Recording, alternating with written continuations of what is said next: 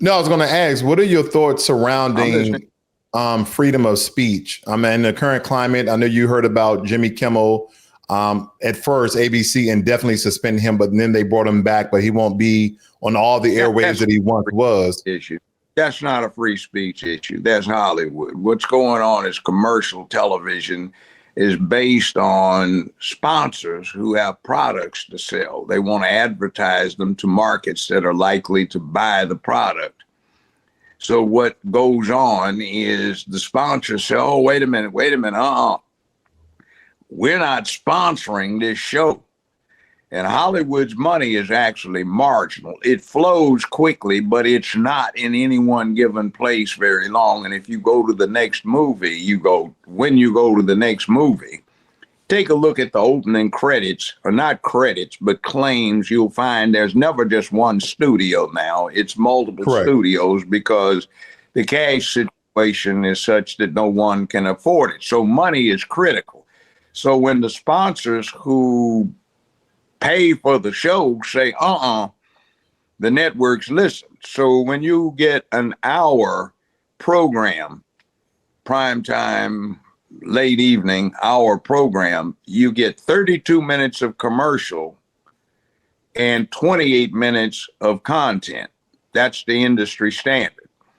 So when the commercial sponsors say, we're pulling it, the networks say, oh, well, we don't want that. We make our money from these advertisers, so the person that offends them has got to go. Now, the thing of it is Kimmel was pushing part of the agenda that so many in Hollywood push individually and collectively because it's a personal thing to them. They're part of this new cult of negation. And when the old sponsors got up and left, the country being divided in a sense as it is, others were anxious to get in. So they said, oh, okay, tell you what, we can bring this guy back. It looks like to the public, we've chastised him. We've accomplished our purpose. We want these guys on the other side, the red side, to look like they're fascist and controlling free speech when actually this is a marketplace thing.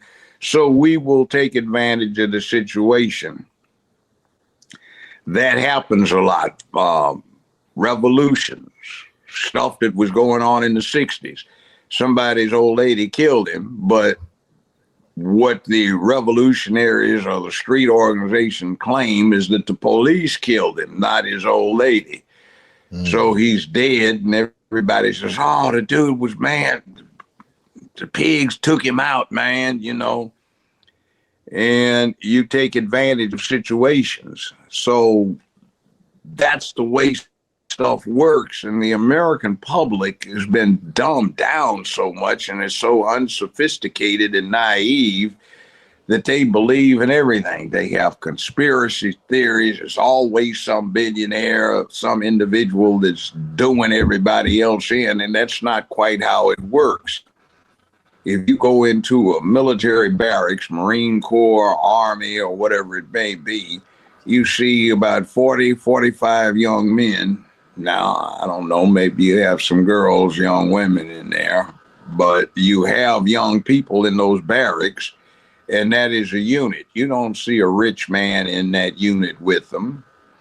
You get a company-sized assemblage of several of these 40-some man platoons, and you get 120, 150, 180 people. They're all young. You don't see a rich man in there.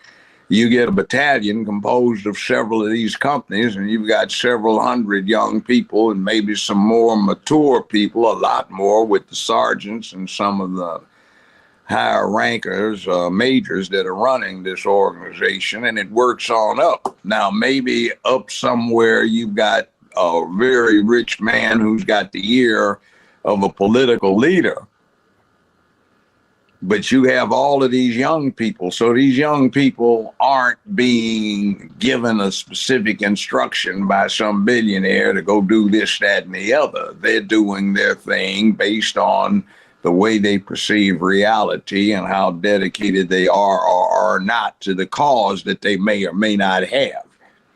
So those purposes are separate and apart from what happens with the folk who really have the power, money, and influence. And what they do is they rely upon what the atmosphere is, and they manipulate that to their own purposes. They go out and they tell Negroes, for example, that they're dependent, neglected, they're helpless, they're inferior because somebody's supreme to them. And the only way you're going to get this is to let these good people that I support over here take care of you, which they will do, but you have to get them back in position, and they're poisoning you because they have addicted you to ineptitude, sloth, deficiencies, lack of work ethic, lack of morality, lack of ethics and purpose.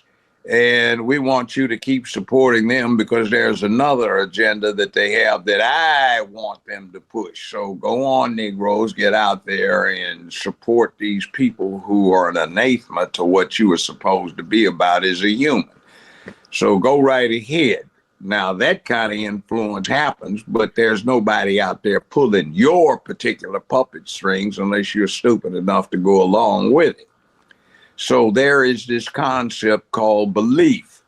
Belief can be founded on an absolute falsehood. A lot of people used to believe the world was flat, and if you went far enough, you'd fall off of the edge. Now we know that's not the truth because the world is basically a globe, and we all pull out our cell phones because we don't know how to read a map anymore or give or take instructions on how to get someplace.